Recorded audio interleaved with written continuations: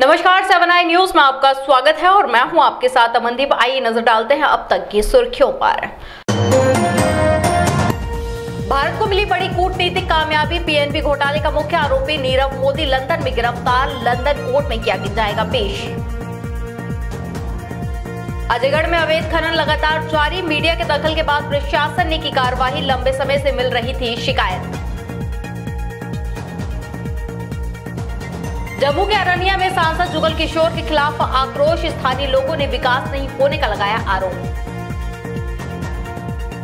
सिरोंज में राजीव गांधी शासकीय अस्पताल की लापरवाही उजागर, डिलीवरी के दौरान महिला की हुई मौत, परिजनों ने किया हंगामा।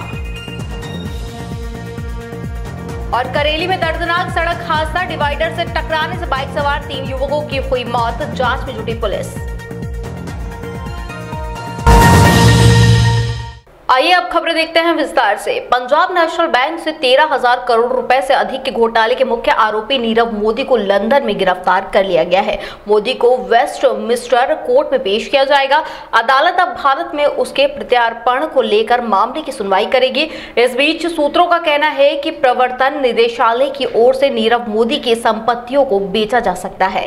कानून के जानकारों के मुताबिक नीरव को लंदन कोर्ट से जमानत भी मिल सकती है।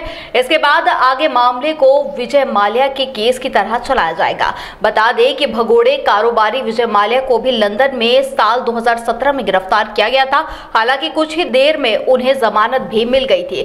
वेस्टमिंस्टर कोर्ट ने भारत के प्रवर्तन निदेशालय की ओर से प्रवर्तन की अर्जी दाखिल करने के जवाब में ये अरेस्ट वारंट जारी कर दिया था। इसके बाद से ही कहा जा रहा था कि नीरव मोदी को कभी भी अरेस्ट किया जा सकता है।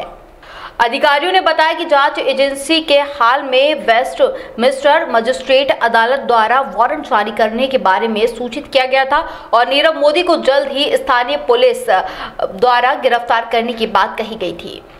अजयगढ़ में खनन माफियाओं के हौसले बुलंद है। इसका जीता जागता उदाहरण अजयगढ़ में रेत का व्यापार करने वाले लोगों में देखा जा सकता है। दरअसल प्रशासन के द्वारा बार बार पानी को रोक बनाए गए पुलों को तोड़ा जाता है, पर अवैध बालू का व्यापार करने वाले बार बार इन पुलों का निर्माण कर लेते हैं और इसकी जानकारी प्रशासन को भी रहती है।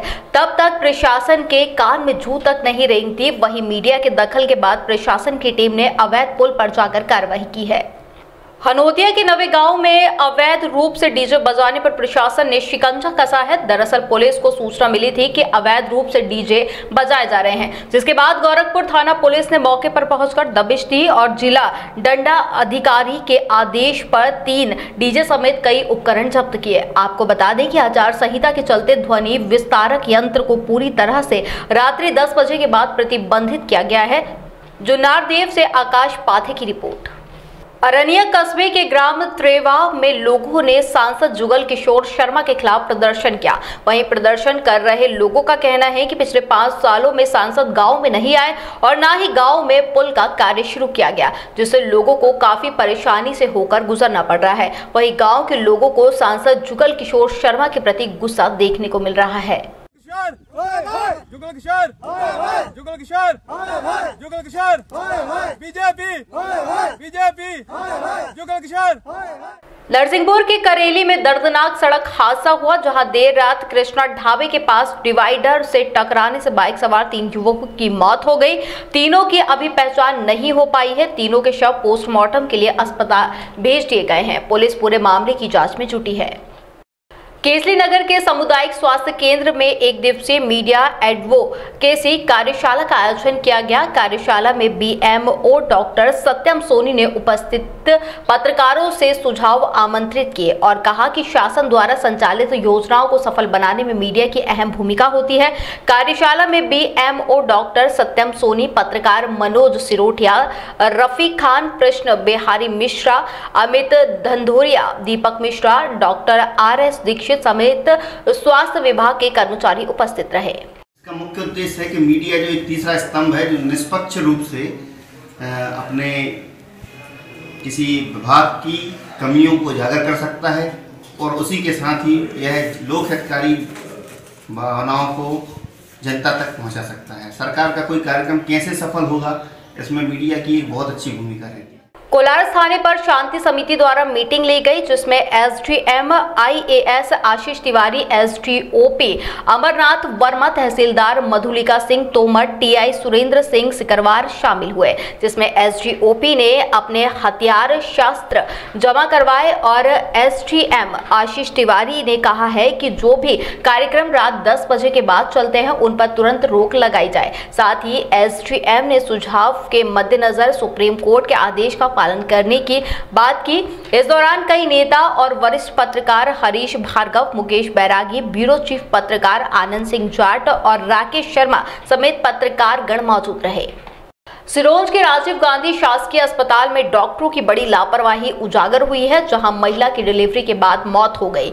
इसके बाद परिजनों ने जमकर हंगामा किया। इस दौरान अस्पताल के स्टाफ ने खुद को अंदर बंद कर लिया। वहीं हंगामे की सूचना मिलते ही पुलिस मौके पर पहुंची और पूरे मामले की जांच में जुट गई है। दरअसल मृतक महिला राधा बैरागी चाठोली गांव की रहने वाली थी और आंगनबाड़ी कार्यकर्ता के रूप में काम कर रही थी।